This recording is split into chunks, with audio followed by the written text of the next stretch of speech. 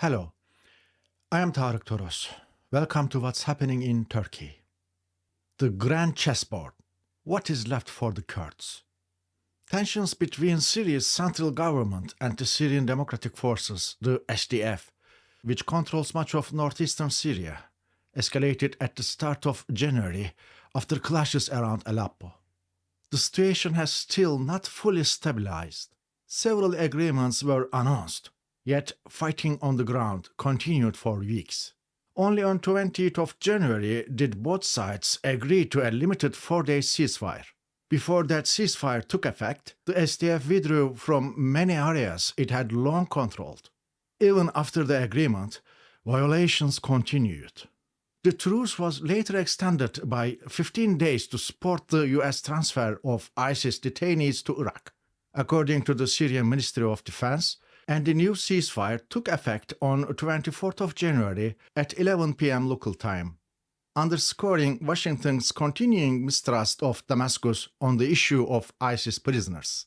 Washington has begun transferring ISIS prisoners and suspects from camps and prisons in Syria to Iraq, and all parties are now waiting for this process to be completed. Deep mistrust defines every side of this conflict. In reality, there is only one decisive power on the ground, the United States, represented by President Trump's close ally, US Ambassador to Turkey and Special Envoy for Syria, Tom Barak. The fall of Rojava.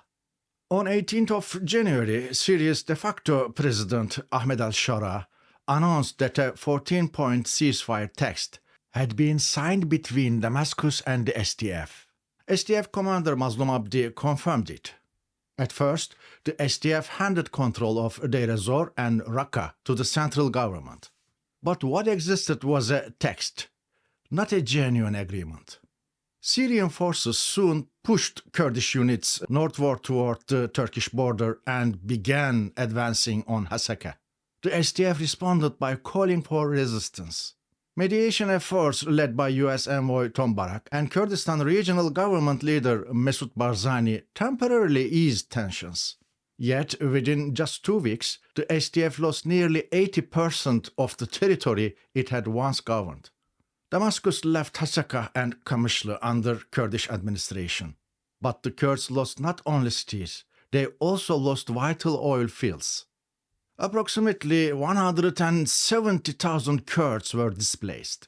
At the same time, the Kobani region, once territorially connected to Hasaka, was cut off.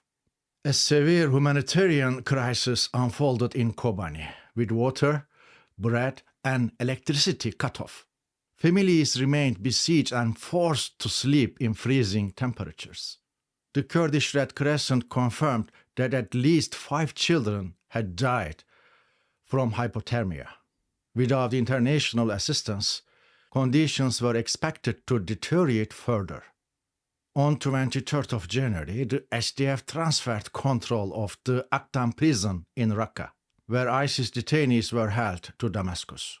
Immediately afterward, its forces rushed north to help defend Kobani. When they entered the city, crowds welcomed them with cheers.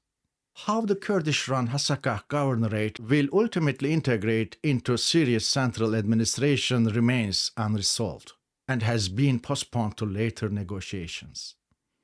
A sale planned weeks in advance. None of this unfolded suddenly. It was the result of an operation planned months ahead. According to a Reuters investigation published on 22nd of January and confirmed by multiple diplomatic sources, the rapid handover of SDF-controlled territory was shaped through high-level talks held earlier this month in Damascus, Paris, and Iraq.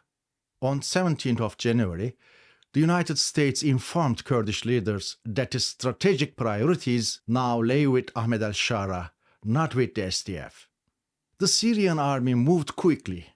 It pushed beyond agreed ceasefire lines and rapidly retook Arab-majority provinces. Despite the truce, it surrounded the last Kurdish towns in the northeast. Turkey supplied Damascus with weapons and ammunition, and armored vehicles were deployed to the area. When Washington threatened new sanctions, al-Sharaa temporarily stepped back, granting the SDF additional time. Shortly after, Mubarak publicly declared that the SDF's role as the main ground force against ISIS was over. With that statement, the Kurds lost their most powerful bargaining chip. The US pulled back, and the ISIS flag returned. The partnership between the United States and the SDF began during the 2014-2015 siege of Kobani. For nearly a decade, it formed the backbone of the fight against ISIS. Today, according to SDF figures, around 9,000 ISIS fighters remain in custody in northeastern Syria. Another 24,000 people, mostly women and children, are held in camps, particularly Al-Hol. The United States does not trust Damascus to manage this responsibility. That is why ISIS detainees are now being transferred to Iraq. Recent events explain Washington's concern. Over the past days, Syrian forces released 3 videos that triggered international outrage. The first, filmed in Raqqa, showed a fallen female YPG fighter. Her braided hair had been cut off and displayed on camera. In Kurdish culture, a woman's braid symbolizes honor, identity, and resistance. Kurdish women responded by posting images of their own braided hair across social media. A second video emerged from Shaddadi, showing Syrian forces vandalizing the graves of Arab SDF fighters who had died fighting ISIS. The most alarming image came once again from Raqqa, a man waving the ISIS flag. The footage was recorded in Kerama on 18th of January, after the SDF withdrew and local Arab tribes assumed control. The worst may still be ahead for the Kurds. Turkey considers the SDF the Syrian branch of the PKK and officially classifies it as a terrorist organization. Washington has long described its cooperation with the SDF as tactical and temporary. Now that this partnership is effectively ending, Kurdish communities feel abandoned. Ankara insists that the SDF must be dissolved in the same manner as the PKK. According to recent reporting by the Wall Street Journal, the Trump administration is once again debating a full withdrawal of US forces from Syria, an idea Trump pursued during his first term before CENTCOM blocked it. In return, Washington expects Ankara to permanently curb Iran's influence inside Syria.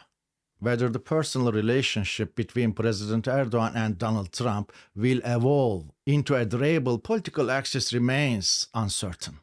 What is clear is this: Ankara has made no secret of its satisfaction at seeing the Kurds pushed out of northern Syria. Yet, if Damascus fully consolidates power, it may eventually demand the withdrawal of Turkish forces as well. The secret bargain: finding a home for Hamas. Since Hamas's attacks on 7th of October 2023, the Middle East has been reshaped according to the strategic priorities of the US-Israel alliance. The next target is Iran, and developments in Syria are directly linked to that confrontation. This week, 2 seemingly unrelated events unfolded simultaneously.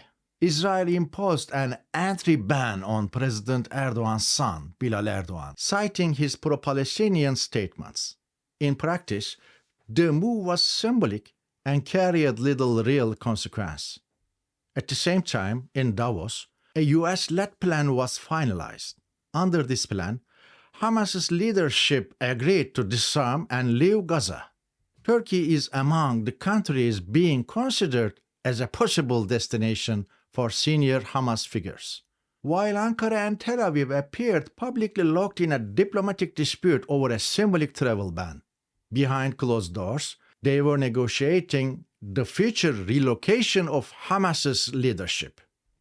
The system has collapsed, and the West finally admits it. Let me be direct. We are not living through a transition. We are living through a rupture. These are not my words. Canada's Prime Minister said this in a historic speech in Davos.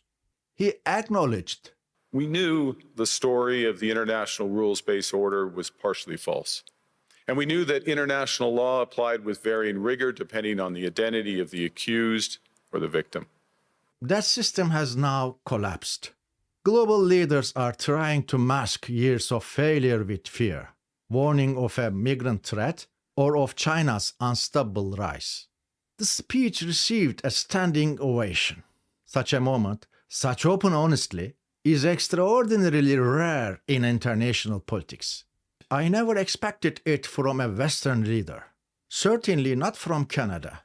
It is the first defining moment of 2026. The collapse of the international order did not begin with chaos. It began with truth. I am TOROS. You've been watching What's Happening in Turkey. See you next week.